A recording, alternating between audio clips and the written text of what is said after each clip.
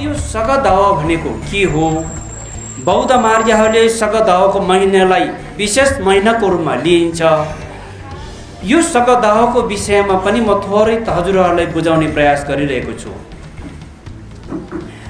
यो सगदाहको महिना जसरी भगवान बुद्ध बोधित्व प्राप्त महापरिनिर्वाण प्राप्त गर्नुभएको पुण्यतिथि सगदाह महिनाभित्र पर्न जान्छ र हामी अधिकांश बौद्धहरूले सगदाह त भगवान बुद्धले ज्ञान प्राप्त भएको महिना भएको कारणले गर्दा यो महिनामा पूजापाठ गर्यो, दान गर्यो, शील पालना गर्यो, धर्म गर्यो भने अरू समयमा गरेको भन्दा लाखौँ गुणाले पुण्य वृद्धि हुन्छ भनेर भन्ने गरिन्छ।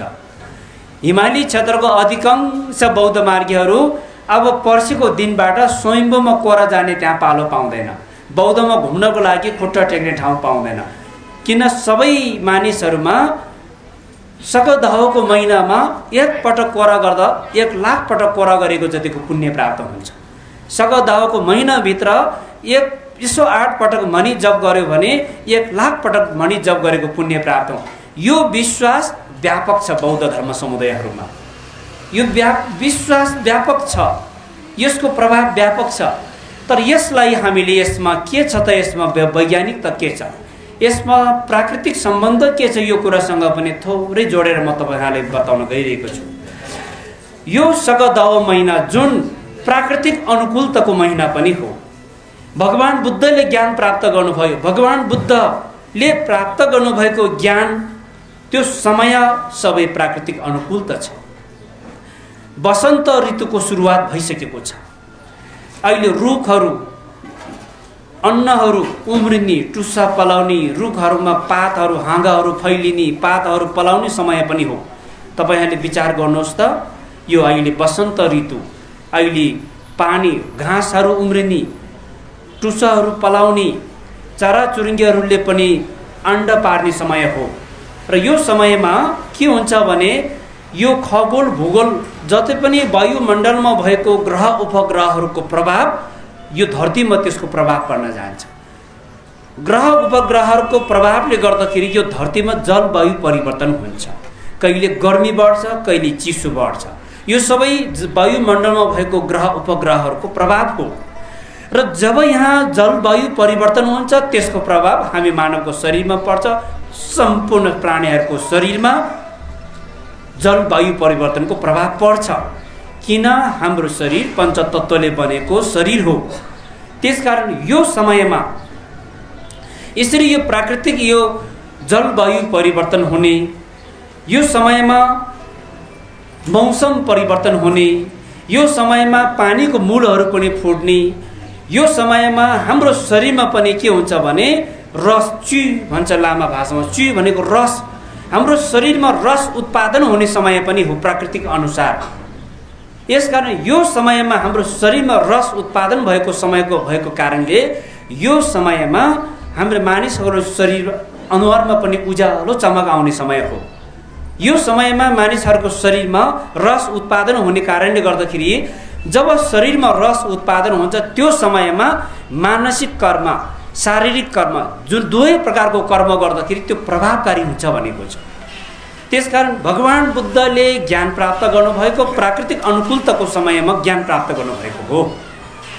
यसकारण अहिलेको यो सगदाहको 1 महिनाको समय यो प्राकृतिक अनुकूलताको समय हो। हाम्रो शरीरमा रस उत्पादन हुने समय हो। यसकारण यो महिनामा हामीले प्राकृतिक अनुकूलताको आहार विहारमा ध्यान दिनुपर्दछ। यो 1 महिनाको अन्तरालमा यदि हामीले प्राकृतिक प्रतिकूलको आहार विहार भोजनहरू सेवन गर्न थाल्यो भने यसले धेरै नराम्रो रोग ग्रह दशा निम्त्याउन सक्छ, शरीरमा नराम्रो असर पुग्न सक्दछ।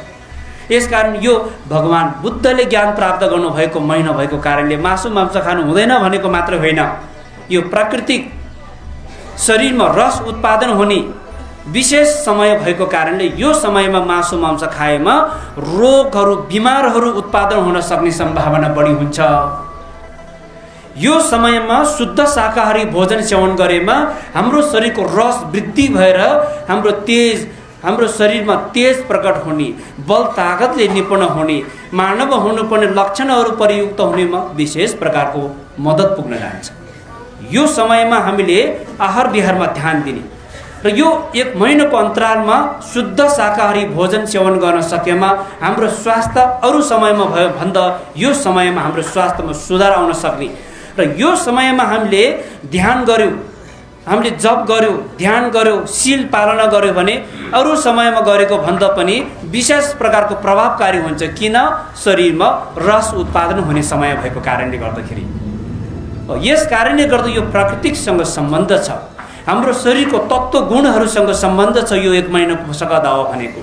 यस कारणले गर्दाखेरि बौद्ध धर्म मान्ने व्यक्तिहरूको लागि मात्रै होइन, बौद्ध अबौद्ध, शान्ति चाहने, सुख चाहने सबै व्यक्तिहरूले पर्सि 21 गतेको दिनदेखि आषाढ 17 गतेको दिनको अन्तराल यो 1 महिना अवधिभित्र सबैले मासु मांस त्याग्नुहोस्, शुद्ध शाकाहारी भोजन सेवन गर्नुहोस्। यो समयमा तपाईको शरीरमा रस उत्पादन भएको हुन्छ।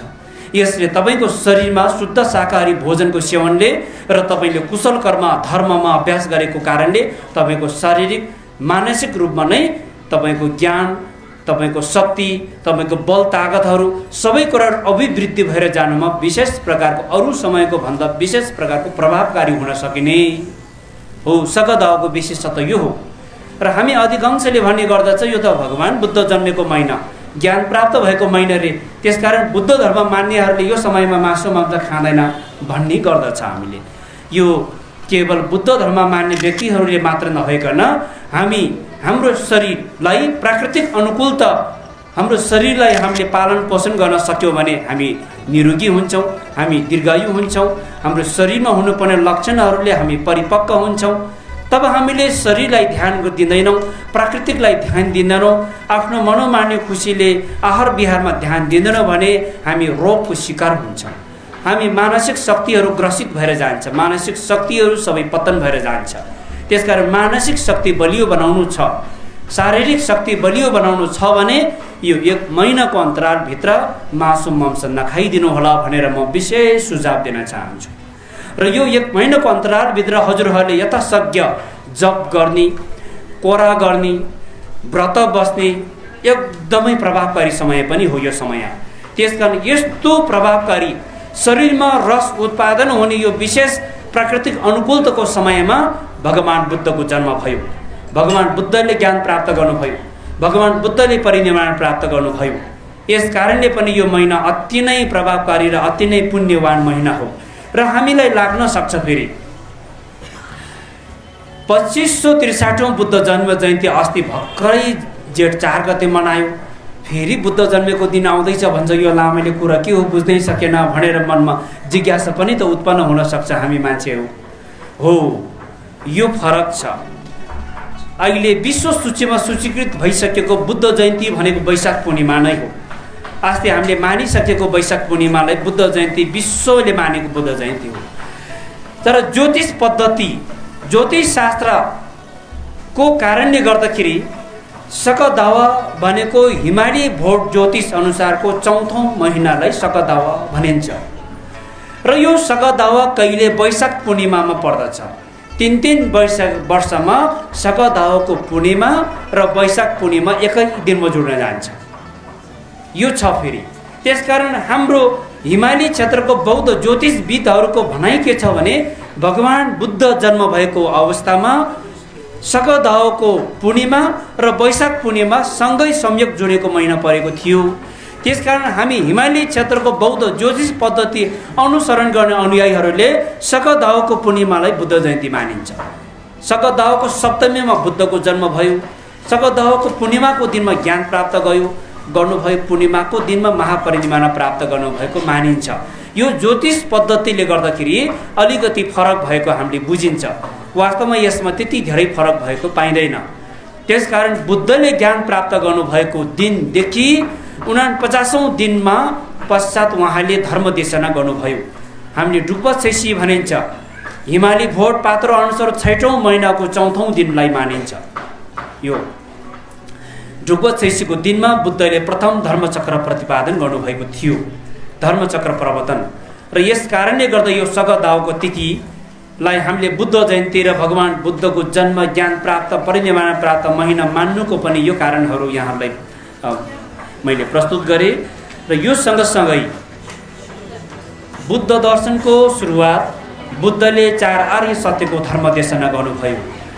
दुःख आर्य सत्य, समुदय आर्य सत्य, निरोध आर्य सत्य र मार्ग आर्य सत्य। यो 4 आर्य सत्यको धर्म देशना बुद्धले गर्नुभयो। 4 आर्य सत्यको धर्म सिद्धान्तबाट नै बुद्ध धर्मको दर्शनको प्रभाव विश्वमा यसको प्रभाव बढ्दै बढ्दै गयो। आज विश्वको परिवेशमा हेर्ने हो भने जति पनि हामीले जस्तो कर्मकाण्ड गर्ने बौद्ध मार्गीहरूको संख्या अति नै न्यून छ, अति नै कमी छ। आज बुद्ध धर्म विश्वमा लोकप्रिय हुँदै जानुको कारण हामीले जस्तो पूजापाठ कर्मकाण्डको प्रभावले होइन, बुद्ध दर्शन शिक्षाको प्रभावले गर्दा बुद्ध धर्म विश्वमा लोकप्रिय हुँदै गइरहेको हो। त्यसकारण हामी कर्मकाण्ड लामा गुरुहरूबाट गराउँदै आए तापनि बुद्ध दर्शनको प्रभाव हामीमा त्यति पर्न सकेको छैन। प्राचीन कालदेखि नै हामीले जन्मदेखि मृत्यु संस्कारसम्म प्रयोग गर्दै आइरहेको धर्म ग्रन्थहरूमा बुद्धको सम्पूर्ण दर्शनहरू समावेश भएको भए तापनि हामी बुद्ध दर्शनसँग नजिक हुन सकेन, हामी कर्मकाण्डमा मात्रै अल्झियौँ। त्यस कारणले गर्दा आजको दिनसम्म पनि गुरुङ समुदाय, तामाङ समुदाय, हिमाली क्षेत्रको लामा बौद्ध विधि परम्परा कर्मकाण्ड अपनाउने समुदायमा के भयो भन्दाखेरि बुद्ध धर्म दर्शनको प्रभाव धेरै पर्न सकेन। संस्कार कर्मकाण्डको प्रभावमा हामी त्यसमा अल्झियौँ। त्यसकारण यसलाई दर्शनको सिद्धान्तलाई हामीले बुझाउन सक्यौँ भने अनि हामीमा यो संस्कारको कारणबाट भइरहेको विभिन्न दुविधाहरू, विभिन्न समस्याहरू पनि सबै आफै समाधान भएर जान्छ। यो समस्या समाधान नहुनु, कर्मकाण्डमा एकरूप हुन नसक्नु, कर्मकाण्डको विषयलाई लिएर हामीमा बेला बखत वाद विवाद हुनु, हामीमा विभिन्न प्रकारको शङ्क उपशङ्कहरू हामीमा पैदा हुनु, यो सबै के हो? दार्शनिक सिद्धान्तलाई बुझ्न नसक्नु, बुझाउन नसक्नुको कारणले र दर्शनको प्रभाव पर्न नसक्नुको कारणले हो यो सबै कुरा। त्यसकारण हामी विवाद बेला बखतमा जब हाम्रो मृत्यु संस्कारको अवस्था आउँछ अनि हामी विवाद सुरुवात हुने गर्दछ। धर्म ग्रन्थको विधि पद्धति के हो त? हामी आफ्नो संस्कारलाई प्राथमिकतामा राखेर कर्मकाण्ड पूजा विधिमा मात्रै हामी सीमित रहने हो कि बुद्धले प्रतिपादन गर्नुभएको धर्म सिद्धान्त के हो त यसलाई बुझेर अनुसरण गर्ने हो त? यो कुरालाई हामीले बुझ्न सकेन भने हामी कर्मकाण्ड सीमित परम्पराले हामीमा दुविधा, शङ्क उपशङ्क, वाद विवाद उत्पादन गराउने बाहेक हाम्रो समस्या समाधानको कारण बन्न सक्दैन। संस्कार जात, थर, गोत्र, ठाउँसँग सम्बन्ध हुन्छ। धर्म कुनै पनि जातसँग जोडेको हुँदैन। धर्म भनेको त विशुद्ध जीवन पद्धतिको शिक्षा भइहाल्यो नि। हामी गुरुङ जातिले कुन धर्म मान्नु पर्दछ, तामाङ जातिले कुन धर्म मान्नु पर्दछ भन्ने कुरा सान्दर्भिक हुन सक्दैन। धर्मसँग जात जोडेको हुँदैन। जसले पनि मान्न सकिन्छ, जसले सुख र शान्ति चाहेको छ त्यो व्यक्तिले धर्मको अनुसरण गर्न सकिन्छ। हाम्रो जातिले त यो धर्म हाम्रो मौलिक धर्म यो हो भनेर भन्ने गरिन्छ, त्यो चाहिँ गलत हुन जान्छ। धर्मको परिभाषासँग त्यो विपरीत हुन जान्छ। त्यस कारणले गर्दाखेरि हामीले धर्मको सिद्धान्तलाई बुझेर मान्यौँ भने हामी सबैको संस्कारमा एकरूपता आउन सकिने। हामीले धर्मलाई बुझ्न सकेन भने संस्कारको कारणले गर्दा हामीमा ठुलो वाद विवाद हुने गर्दछ। त्यस कारणले अब उपरान्त हामीले गर्दै आइरहेको कर्मकाण्डमा बुद्ध दर्शनको के छ त, त्यसमा बुद्धको दर्शनसँग के सम्बन्ध छ भन्ने कुरा हामीले बुझाउन सक्नुपर्छ, हामीले बुझ्नु पर्दछ। अनि गुम्बामा आउने पूजापाठ गर्ने, लामा गुरुहरू लगेर घरमा पढाउने त्यो संस्कार त 1000 वर्ष नागिसक्यो, तर हामीमा परिवर्तन आएन। हामीमा पटक्कै परिवर्तन नआउनुको कारणले गर्दा हाम्रो भावी पिँढीहरू, युवा पिँढीहरू पटक्कै हाम्रो धर्ममा प्रभाव पार्न सकेन हामीले। तपाईँ जो जति गुम्बामा आउनुहुन्छ, जो जति तपाईँहरू धर्ममा लाग्नुहुन्छ, तपाईँहरूको छोराछोरीहरू कहिले पनि गुम्बा देखेकै छैन कतिपयको, अधिकांशको। मैले हिजो पनि यो प्रसङ्ग उठाएको थियो नि। अहिले अन्य धर्म जस्तै क्रिस्चियन सोसाइटीमा कति उहाँहरू सक्रिय भएर लाग्नु भएको छ। एकजना प्रत्येक शनिबार चर्चमा जानुहुन्छ, उहाँ एकजना जानुहुन्छ, परिवारको सबै सदस्यलाई संलग्न गराउन सक्नुहुन्छ, यति सक्रिय छ उहाँहरू। हामी एकजना गुम्बामा जानुहुन्छ, त्यो आमा गुम्बामा आउनुभएको 10 वर्ष बितिसक्दा पनि त्यो आमाको श्रीमान को हो भनेर हामीले चिनेको हुँदैन। गुम्बामा आएको कयौँ वर्ष भइसक्यो, उसको छोराछोरीले गुम्बा देखेको हुँदैन। यो हाम्रो कमजोरी हो नि त। एकजना गुम्बामा आएपछि उसले आफ्नो सर्कलको व्यक्ति, हाम्रो हामीले बुद्ध धर्मको सिद्धान्त अनुसार हामी अनुसरण बाटो बुद्धको मार्गमा प्रवेश गर्यो भने हामीमा योको फाइदा छ भन्ने कुरा हामीले सुरुमा आफूले बुझ्नु पर्यो। त्यसपछि हामीले बल्ल अरूलाई पनि बिस्तारै बिस्तारै यसमा प्रेरित गराउनु पर्यो। त्यो भएन भने पछि आउने भावी पिँढीहरूमा विचलित हुन सक्ने सम्भावना हामीले देखिरहेको छु र यो कुराहरू यहाँहरूलाई अवगत गराउन विशेष गरी बुद्धले दिनुभएको शिक्षा 4 आर्य सत्य। दुःख आर्य सत्य। संसारमा दुःख छ। हाम्रो मानव जीवन मात्र होइन, पशु प्राणीहरू, देवी देवताहरू, नाग नागिनीहरू, सबै जगत प्राणीहरूको जीवन दुःखमय छ। यो दुःख त्यसै उत्पन्न भएको हुँदैन। यो कुनै ईश्वर, कुनै दैविक शक्ति, कुनै देवी देवताहरूले श्राप दिएर हाम्रो दुःख उत्पादन गराएको पनि होइन र कुनै मानिसहरूले सुख, क्षणिक सुख, समृद्धिहरू प्राप्त भएको पनि हामीले देखिन्छ। यो भगवानको आशीर्वाद लागेर उनीहरूको प्रगति उन्नति भएको पनि होइन। यो सबै आफ्नो कर्मको कारणले दुःख सृष्टि भयो, कर्मको कारणले सुख सृष्टि भयो। दुःख र सुख कर्मको कारणबाट सिर्जना हुने गर्दछ। दुःख उत्पादन भयो, यसको पछाडि कारण छ। त्यो के हो? समुदय आर्य सत्य भनेर भन्नुभयो बुद्धले। समुदय आर्य सत्य दुःखको कारण छ। त्यो के हो? क्लेश हो। क्लेश।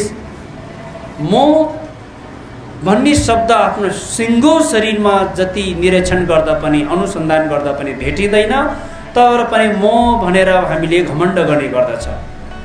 हुँदै नभएको चिजमा हाम्रो मन असत्य हुने गर्दछ। त्यसबाट रिस, राग, द्वेष, मोह आदि आदि कुकर्महरूको विकास हुन्छ। म र मेरो, त्यसबाट क्लेश, क्लेशबाट कुकर्मको विकास हुन्छ। कुकर्मको कारणले दुःख सिर्जना गर्दछ।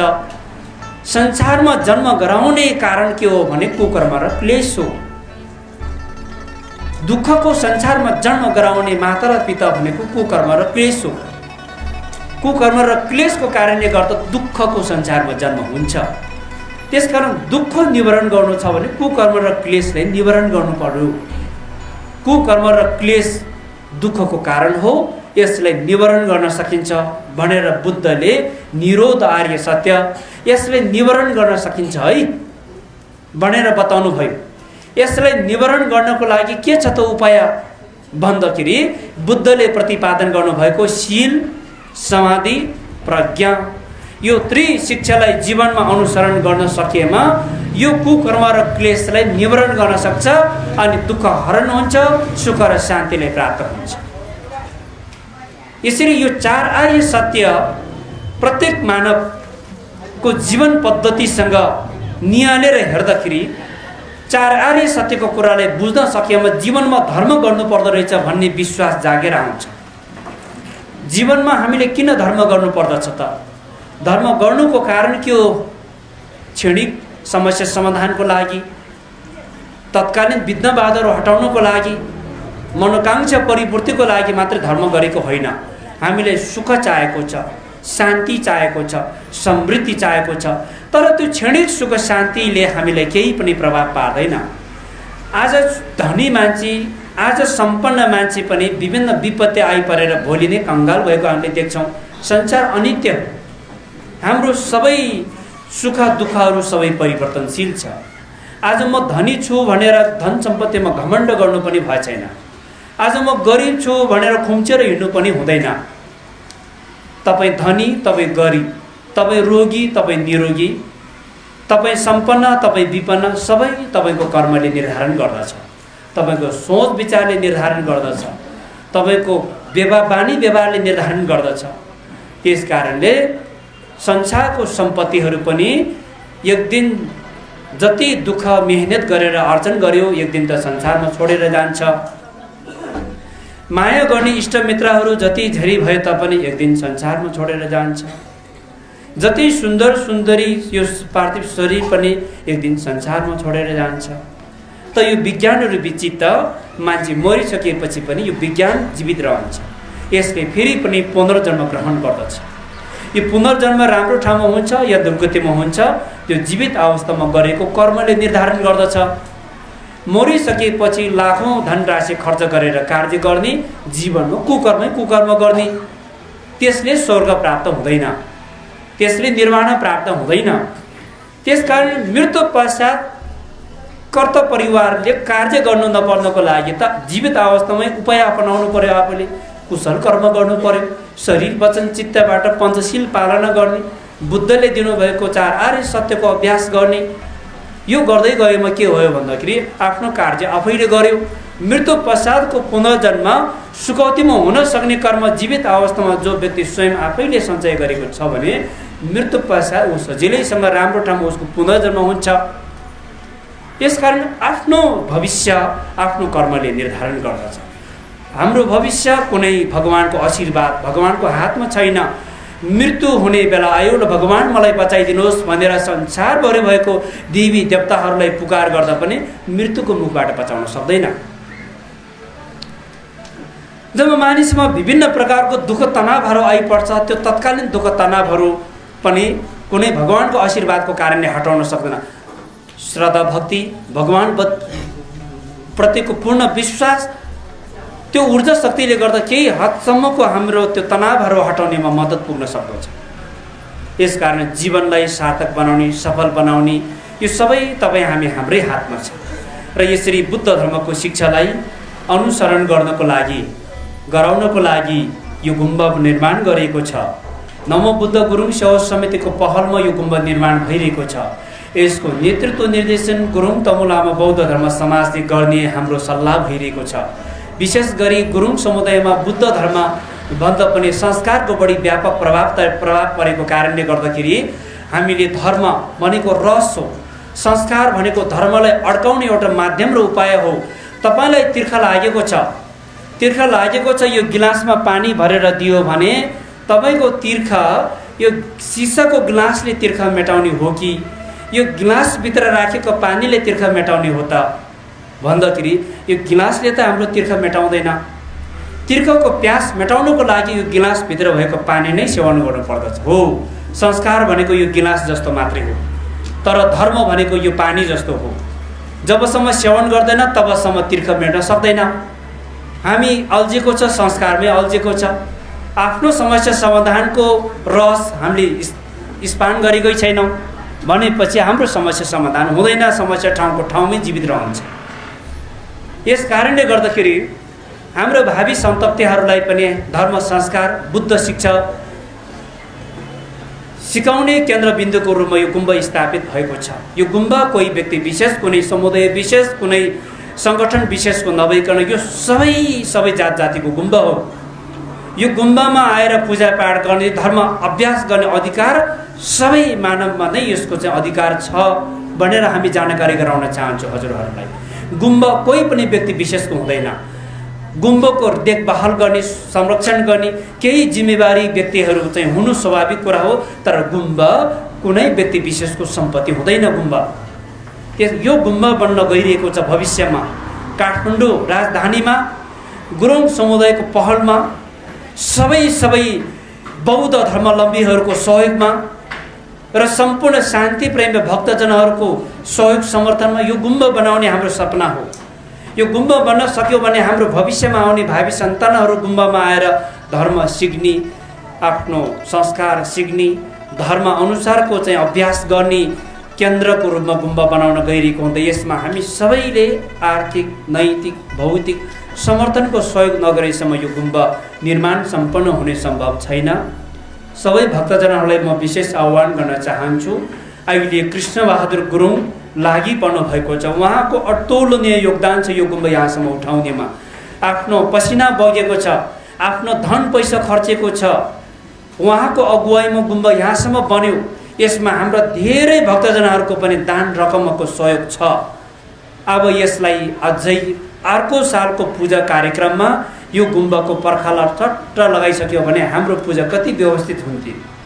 अर्को पालिबाट हाम्रो सम्पूर्ण पूजापाठहरू प्रवचनहरू गुम्बाभित्रै गर्न पाउनको लागि हामी सबैको आवश्यक सहयोग बिना यो सम्भव छैन। फेरि त्यसकारण बुद्धकालीन समयमा भगवान बुद्ध एक दिन भिक्षाटन गर्दै आउँदा बाटोमा 2 जना बालकहरू बालुवाको घर बनाएर खेलिरहेको थियो। त्यो बालकहरूको घरमा धर्म संस्कारको प्रभाव व्यापक थियो। कुनै पनि बौद्ध भिक्षु घरमा भिक्षाटन आउनुभयो भने रित्तो हात फर्काउनु हुँदैन। दान दिएर पठाउनुपर्छ भन्ने संस्कारको प्रभाव थियो। दुईजना बालकहरू बलुवाको घर बनाएर खेलौना बनाएर खेलिरहेको ठाउँमा भगवान् बुद्ध भिक्षाटन गर्दै गर्दै आइपुग्दा दुईजना बाबुहरू अतलियो।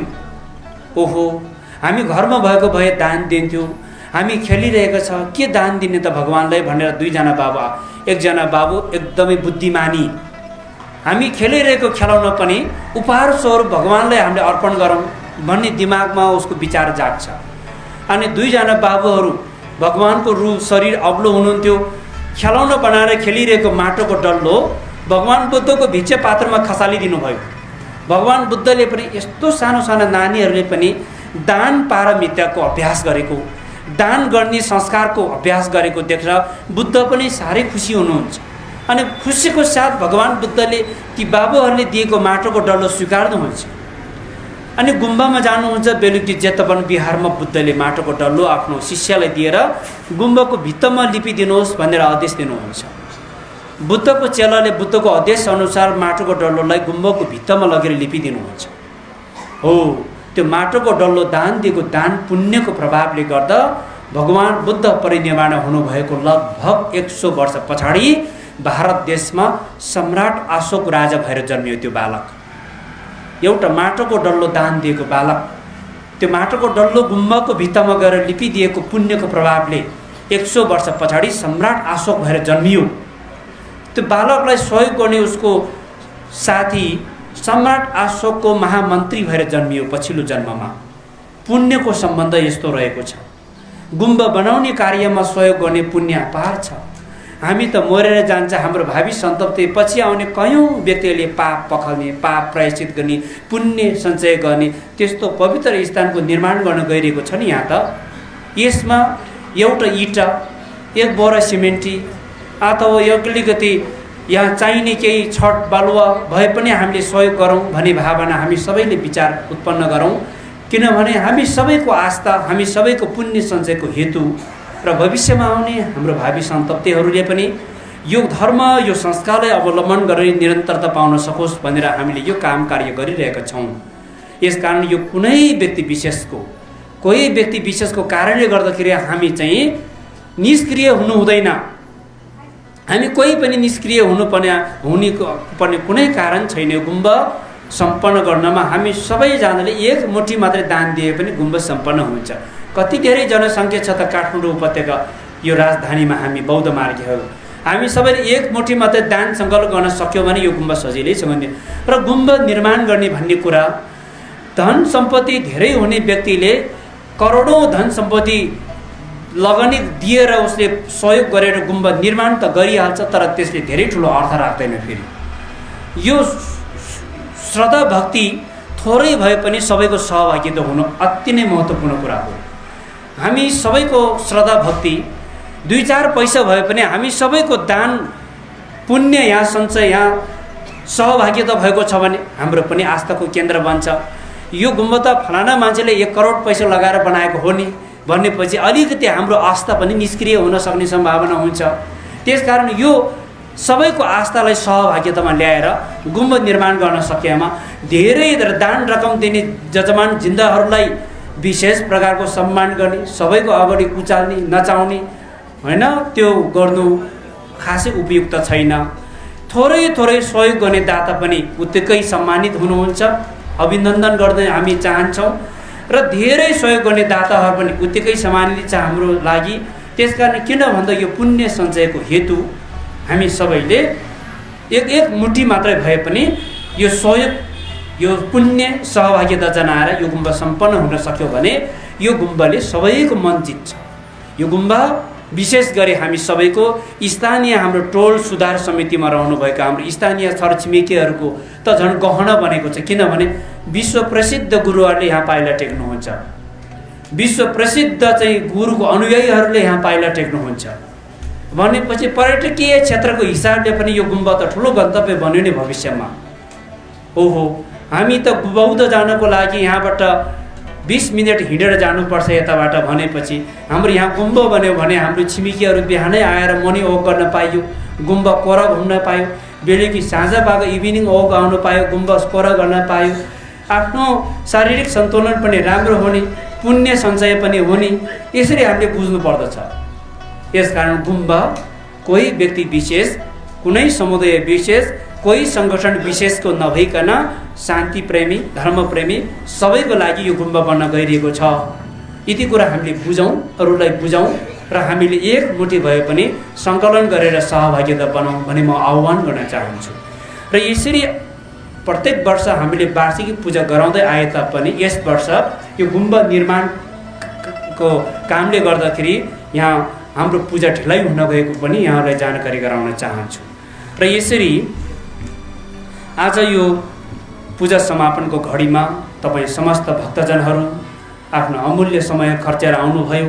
अवश्य पनि यो पुण्य अनुष्ठानमा आशीर्वाद ग्रहण, धर्म प्रवचन श्रवण गरेर तपाईँहरूले मनमा केही न केही एउटा सोच विचार, केही न केही एउटा चिन्तनको विषय चाहिँ मनमा बोकेर जानुहोला भनेर म तपाईँहरूलाई अनुरोध गर्न चाहन्छु। गुम्बामा आउनुभयो, प्रसाद आशीर्वाद लिनुभयो। गुम्बामा आउनु नहुने तपाईँको छोराछोरी नाति नातिनीले भरे गएर सोध्यो भने के भन्ने त? आशीर्वाद थापेर आयो, खोइ आशीर्वाद कहाँ छ देखाऊ भनिहाल्यो भने अप्ठ्यारो पर्छ। फेरि आशीर्वाद के देखाउने त? यहाँबाट लगेको प्रसादको पोको यही हो आशीर्वाद भनेर देखाएर भएन।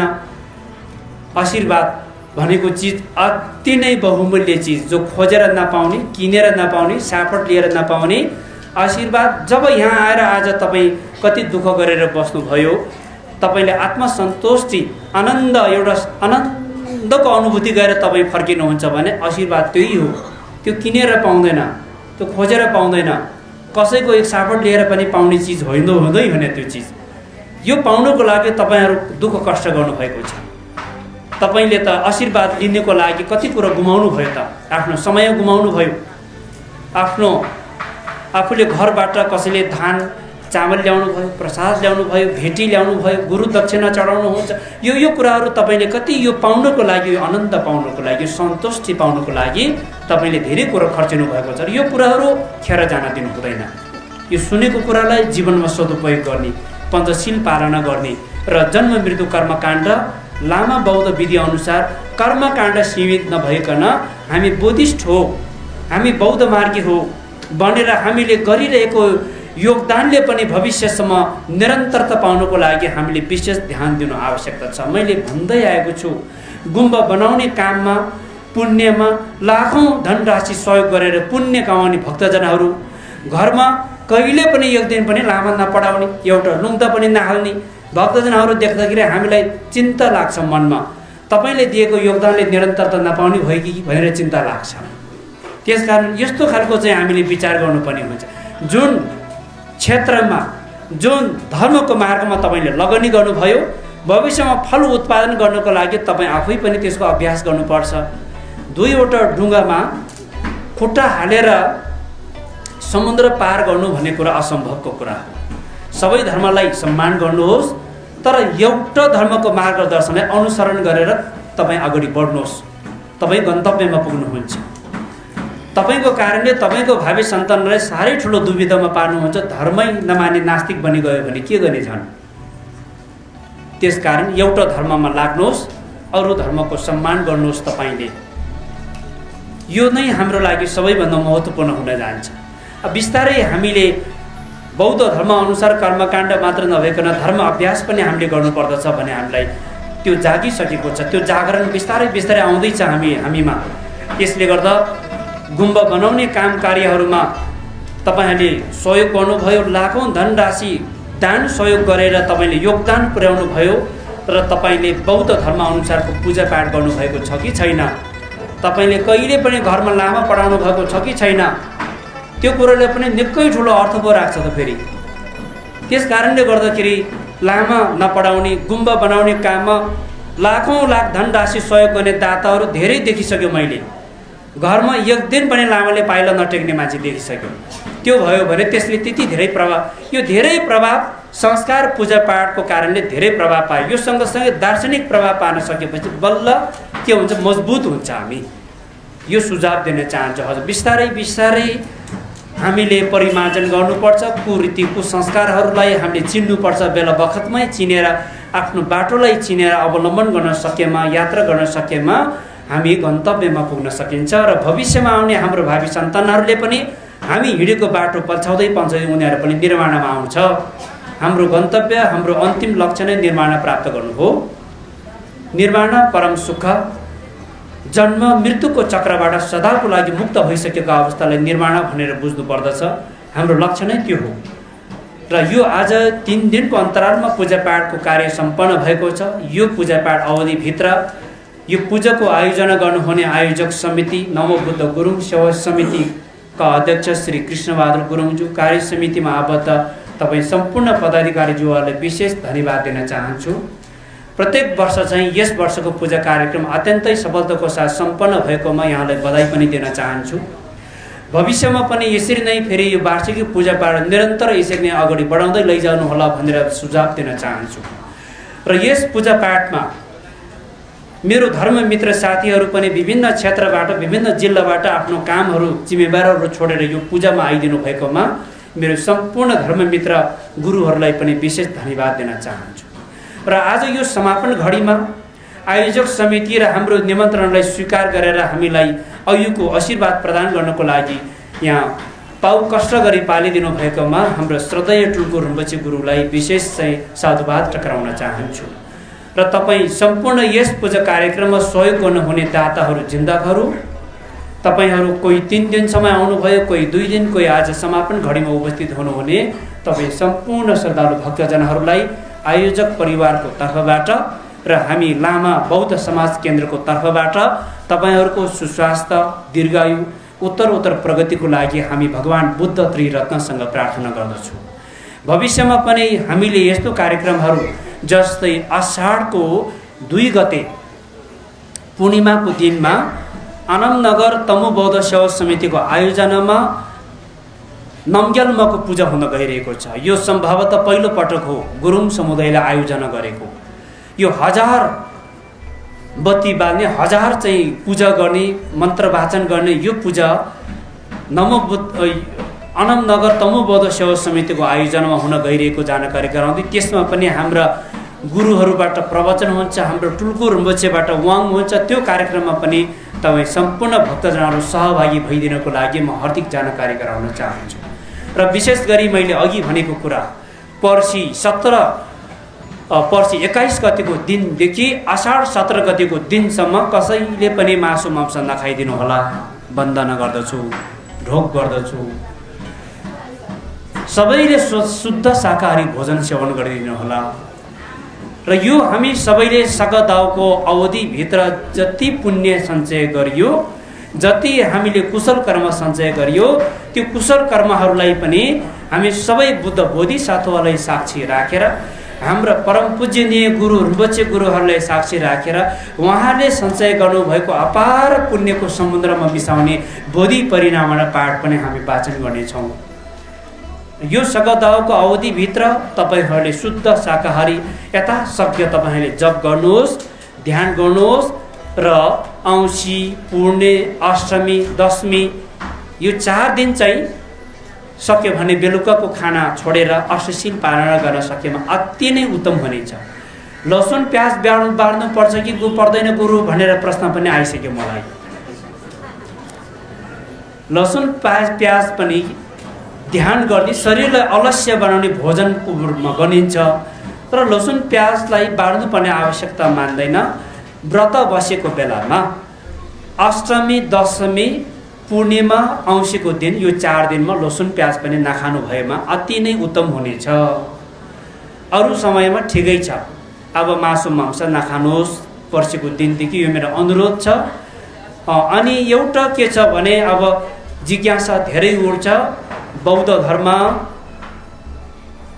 फरक प्रकारको सिद्धान्त छ, फरक प्रकारको संस्कार छ।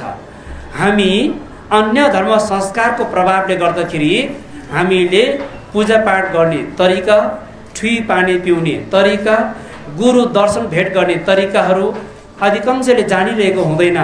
यो साधारण कुरा जस्तो लाग्छ, तर हामी ठुलो गुरुहरूको अगाडि आउँदाखेरि अलमल्ल परेको देख्छु, झिलिमिली परेको देख्छु। यो पनि समस्याकै विषय। यो कुराहरू पनि हाम्रो लोपेन रणबहादुर गुरुले बेला बेलामा प्रशिक्षण दिनुभएको छ। आमाहरू कति मिठो मोलम भजन गाउने उत्पादन भइसकेको छ। हाम्रो लोपेन गुरुले बेला बेलामा सिकाउनुहुन्छ। तपाईँ सबैजना भक्तजनहरूले सहभागी भएर यो हामीलाई साधारण जस्तो लाग्छ, गुम्बामा आउने आमाले सर्लक्क ढोग्न जाने, दर्शन गर्न जाने, त्यो आमाको श्रीमानले खाता समाउँदै नजान्ने, गुरुको अगाडि आएपछि अल्मलिहाल्ने, यो कुराहरू हामी सुन्दा सामान्य, तर प्रत्यक्ष आफूमाथि पर्दाखेरि निकै गम्भीर अवस्था सिर्जना हुन्छ। फेरि यो सिक्नु पर्यो हामी सबैले। अनि एउटा कुरा अब हामी सिधै भाषामा बोल्नु पर्दा, महिनावारी भएको मान्छेले पूजा गर्नुहुन्छ कि हुँदैन भनेर सिधा ठाडो प्रश्न आउने गर्छ बेला बेलामा। सायद हजुरहरूको पनि यो सामूहिक जिज्ञासाको विषय हुन सक्छ। महिनावारी हुनु यो प्राकृतिकको देन हो। महिनावारी भएपछि जुठो हुने, त्यस कारणले पूजापाठ गर्न नहुने कुरा बुद्ध धर्ममा छैन। यो कुरा महिनावारी भएपछि व्रत बस्न नमिल्ने, पूजापाठ गर्न नमिल्ने, गुरु दर्शन गर्न नमिल्ने, यो कुराहरू अहिले बिस्तारै बिस्तारै वैदिक धर्म, ब्राह्मण हिन्दू धर्ममा पनि यो कुराहरू मेटाउँदै आएको छ बिस्तारै। विचार गर्नुहोस् त हजुरहरूले, हिजो कुनै बेला कुनै राजा महाराजाहरूको पालामा बनाएको विभिन्न नियम उपनियमहरू अहिले आएर अनुसन्धान गर्दाखेरि त्यो गलत रहेछ, त्यो भ्रम रहेछ भन्ने कुरा पुष्टि हुँदै हुँदै आएको छ। यस्तो प्रकारको रूढिवादी परम्पराहरू अहिले बिस्तारै बिस्तारै जनचेतनाको विकास हुँदै आएपछि यो आफै समाधान हुँदै आएको छ। यस्तो भ्रममा हामी कोही पनि डुब्नु हुँदैन। हामी आध्यात्मिक ज्ञान, धर्म, दर्शनको यात्रा गर्ने व्यक्तिहरू यस्तो प्रकारको भ्रममा, अन्धविश्वासको कुराहरूमा डुब्यो भने हामी अगाडि बढ्न सक्दैन। त्यसकारण बौद्ध धर्ममा महिनावारी भएको व्यक्तिहरूले पूजापाठ गर्न सकिन्छ, पूजापाठ गर्न मिल्छ, व्रत बस्न मिल्छ, गुरु दर्शन गर्न मिल्छ, वाङ थाप्न मिल्छ भनेर म तपाईँहरूले स्पष्ट पार्न चाहन्छु आजदेखि। यदि कुनै आमाहरू, कुनै दिदी बहिनीहरूको मनमा यस्तो प्रकारको विचार बोकेर बसेको छ भने त्यो आजदेखि डस्टबिनमा हाल्नुहोस्, आजदेखि क्लियर पार्नुहोस् त्यो कुरा। त्यस्तो कुराहरू मनमा बोकेर बस्नु हुँदैन हामी चाहिँ। र त्यो कुराहरू तपाईँहरूले अवगत गराउँदै अब समयको पाबन्दीले फेरि पनि तपाईँ भक्तजनहरू हाम्रो प्रत्येक वर्षको यो वार्षिकी पूजापाठमा यसरी नै सहभागी भएर हामीलाई साथ दिनुहोला भन्ने तपाईँ सबैजनालाई विशेष साधुवादको साथ आजको यो धर्म प्रवचन, यो प्रस्तुति यहीँ विश्राम गर्न अनुमति चाहन्छु। धन्यवाद। भावतु सबमङ्गलम्।